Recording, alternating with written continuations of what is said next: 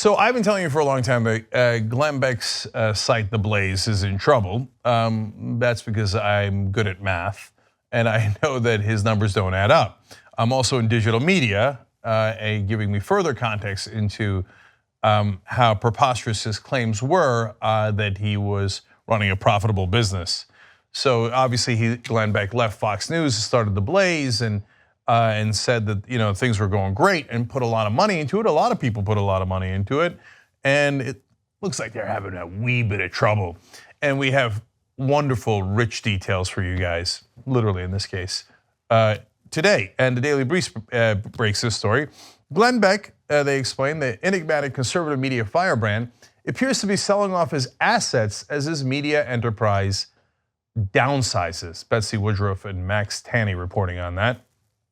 Okay, no one's surprised by this. I told you they were having trouble and they started laying off a lot of people. In fact, let's talk about that a little bit, but what they're selling off is the fun part. Earlier this year, Beck engaged in conversations with popular right-wing pundit Ben Shapiro to buy or partner with Beck's right-leaning news network, TheBlaze, which has been hit with several rounds of massive layoffs over the past 3 years. Now, those layoffs are going to be very relevant in a second. Now, I don't know, if you're wondering how in the hell could Ben Shapiro afford TheBlaze, as much of financial trouble they're in. No, for conservatives, there's usually very, very wealthy people who are not actually looking to make a profit, who finance a lot of this stuff. So like the Mercers, for example, Robert Mercer, Rebecca Mercer, financed Breitbart. Never turned a profit, never gonna turn a profit. They're not in it for the capitalism, they're in it for the marketing and the propaganda. So I don't know who's behind Shapiro and who could possibly buy TheBlaze. That's an interesting story for another day. But right now, let's look at what he's selling off. Beck's opulent spending habits have been a source of consternation at his media empire.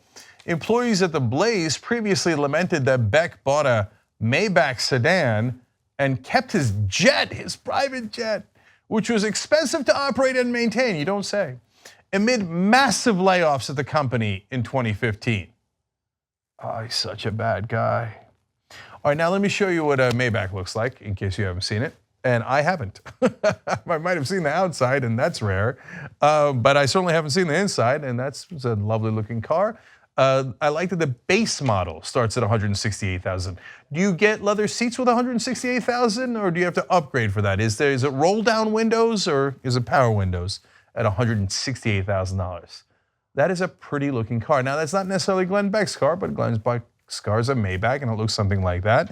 Okay, and then he has a private jet, and again, this is not exactly his private jet, but this is the kind of private jet that he owns. It's a similar model, okay? Must be nice. There's, what is that, champagne or wine in the middle there? Very, very nice. I don't love that particular color, but I'm sure Trump would feel at home. All right, so that's what he's doing. He once wrote a couple of years back to his daughter, these are moving words. Private jet travel is the only material thing that can actually change your life. Agree to disagree. I think there's a lot of things that can change your life, and I'd start a little bit lower than private jet travel. I don't think that's the only thing that can materially change your life. Preposterous, what an insane thing to say. I mean, you don't want to travel with the rabble, even in first class. I do declare, unbearable. The only material change your life is if you have a private jet. Okay, well, it looks like they're not going to have a private jet anymore, so I guess his life has been materially changed for the worse. I don't know how the Beck family is going to make it through this. Now, here comes the worst part. The jet was purchased by Beck's radio company, Mercury Radio Arts, that same year in 2015 from right-wing billionaire Richard Mellon-Scaife for $1 million. The year he's doing layoffs, presumably, I mean, I don't know if he has the courage to actually do it himself, but presumably people come into his office and say, oh man, we're on tough times, sorry about that, maybe. We gotta let you go, hope you could find another job. It happens in the world, right? Sometimes you're on really tight times. We can't afford your salary anymore, $40,000, $50,000, $60,000, whatever it is, we can't afford it anymore. Then he turns around and laughs, give me $1 million to buy the Richard Mellon-Scaife's private jet. Because His life has to be materially changed for the better. Your life, that's a different story. But he bought it with the company's money. Look, Oprah wants to have a jet, LeBron James wants to have a jet, Bill Gates wants to have a jet fly around the world and they pay for it.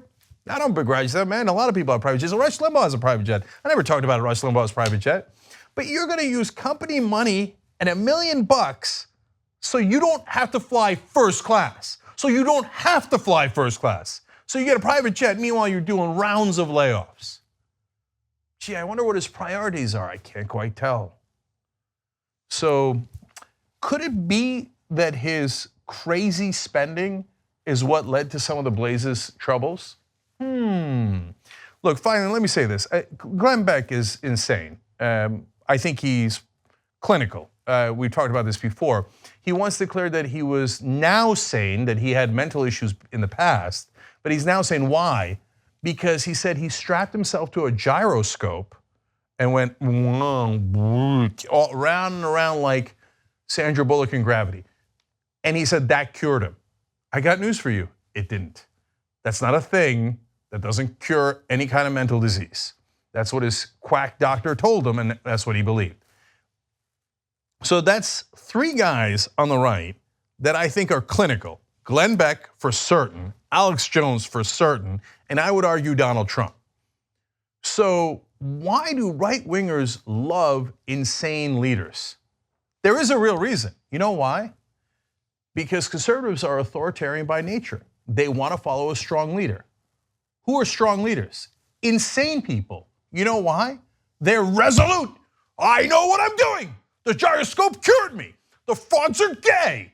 And they're human gorilla pig hybrids. I'm positive of it. I'm positive of it. Right? Donald Trump. I'm the only one who can save you. All of these things are coming, but me. They are absolutely certain. Why? Because they're not smart. Smart people reflect and they think, hey, that could be right, that could be wrong, let's test it out. What are our different options?